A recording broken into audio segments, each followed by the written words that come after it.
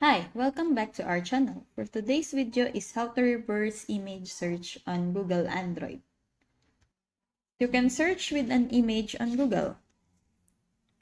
You can learn more about an image or an object around you with Google Lens. For example, you can take a photo of a plant and use it to search for info or other similar images. So what you find when you search, your results can include search results for an objects in the image, similar image, and websites with the image or a similar image. So what you need is a latest version of the Google app. The Google app or the Google Chrome app. So you're on your Android phone, go to Google Lens or Google Images, then search for an image. So, for example, let's tap on an image here.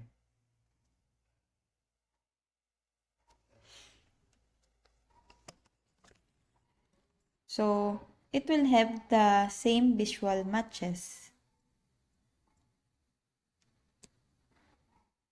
Now, if you search with an image from a website, so to search with an website image in the Google Chrome app, make your Google default search engine.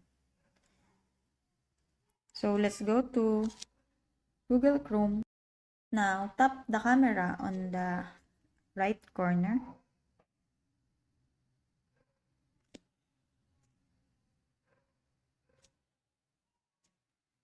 Then it will just go again to the Google Lens. Now, if you have the images,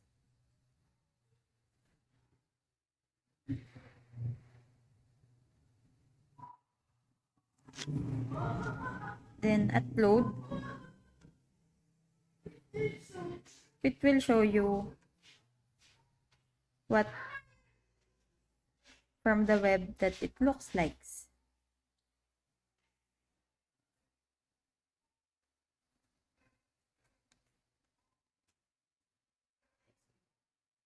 Now, to search part of an image, select image area.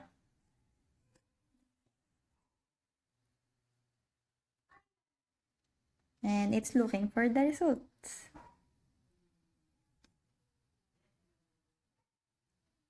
So that's it. I hope that this video helps. If you have any questions or comments, kindly put it in the comment section below. And if not, don't forget to subscribe and like. Thanks!